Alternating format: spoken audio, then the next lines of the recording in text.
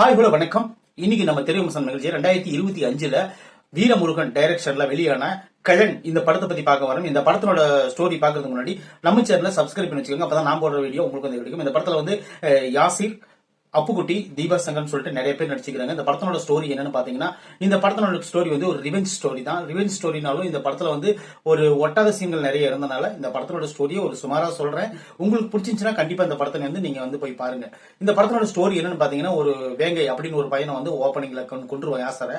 கொன்ன உடனே அவர் இறந்துருவாரு. இறந்துட்டு ரொம்ப பரிதாபமான நிலையில படுத்திருப்பாரு. அப்ப வந்து அவங்க அம்மா வந்து பார்த்து கதறி அழுவாங்க. அழுத உடனே அவங்க மாமனான அப்புக்குட்டி வந்து இந்த பையனை பார்த்துட்டு அழுவாங்க.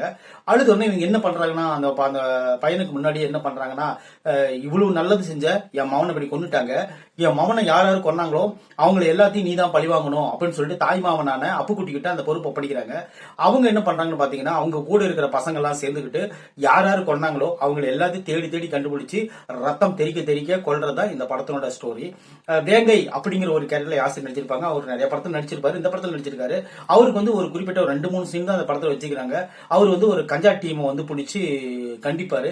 அதனாலேயே அவர் கொலை செய்யப்படுறாரு. அந்த டீமுக்கு ஒரு பெரிய ஒரு கேங்க் இருக்கும். அந்த கேங்க்ல இருக்கிற எல்லாத்தையும் கொள்ளுவாங்க. இன்னொரு விஷயம் என்னன்னு பாத்தீங்கன்னா, அந்த படத்துல தலையா இருக்கக்கூடிய சீன்கள், ரத்தம் தெரிக்கக்கூடிய சீன்கள் நிறைய இருக்கிறதுனால குழந்தைகள் யாரும் பெண்கள் யாரும் இந்த படத்தை அவாய்ட் பண்றது ரொம்ப நல்லது. அது போக இந்த படத்துல ஒரு 2-3 சண்டை காட்சிகள் இருக்குது. அப்புறம் பாத்தீங்கன்னா ஃப்ரெண்ட்ஸுகள் வந்து ஆஹா ஓஹுனா அவங்க பெருமையே பேசிட்டு இருக்காங்க. அது ஒரு எப்பயுமே தாங்க முடியாத ஒரு சீன். இன்னொரு விஷயம் என்னன்னு பாத்தீங்கன்னா, இந்த படத்துல ரொம்ப எமோஷனலா ரொம்ப ஆக்டிவிட்டியா நடிச்சுக்கிறது யாருன்னு பாத்தீங்கன்னா தீபாமா. அவங்க வந்து என்ன பண்றாங்க பாத்தீங்கன்னா, அவங்க வந்து எப்பயுமே மாயாண்டி குடும்பத்தால இருந்தே நீங்க பாத்துட்டு இருப்பீங்க.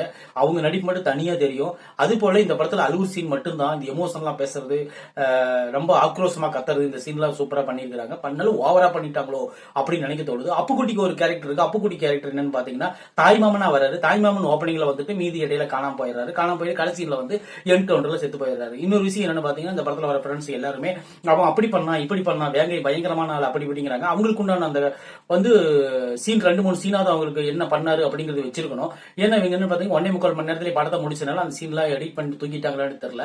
ஆனா அந்த பையன் வந்து செத்து போனதுக்கு காரணம் ஒரு உருப்படியான காரணம் இருந்தா கூட அந்த பையனுக்காக இல்லத்தனை பேர் இறங்கி செய்யறாங்கன்னா அந்த பையன் எவ்வளவு நல்லது செஞ்சிருக்கணும் அப்படின்னு காட்டுறதுக்கு இன்னொரு ஒரு 4-5 சீன் வச்சிருக்கணும்.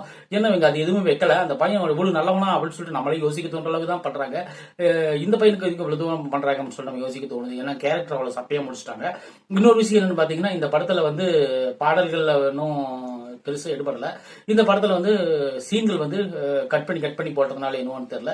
இது வந்து ஒரு சூப்பரான கிரைம் த்ரில்லரா வந்து வரக்கூடிய ஒரு படம் வந்து ஒரு ஆவரேஜான மூவியா போயிட்டு தான் ஒரு விஷயம். ஆனா இருந்தாலும் இந்த படத்தை வந்து நீங்க ஒரு டைம் பார்த்து ரசிக்கலாம். அதுக்குண்டான எல்லா விஷயமும் இந்த படத்துல இருக்கு. கலன் நம்ம லிஸ்ட்ல வந்து ஒரு ஆவரேஜான மூவின்னு கூட நம்ம சொல்லலாம். இன்னும் கொஞ்சம் பெட்டரா எடுத்துக்கலாம். இந்த விமர்சனம் பிடிச்சிருந்தா நம்ம சேனலை சப்ஸ்கிரைப் பண்ணி வச்சுக்கோங்க. தேங்க்யூ.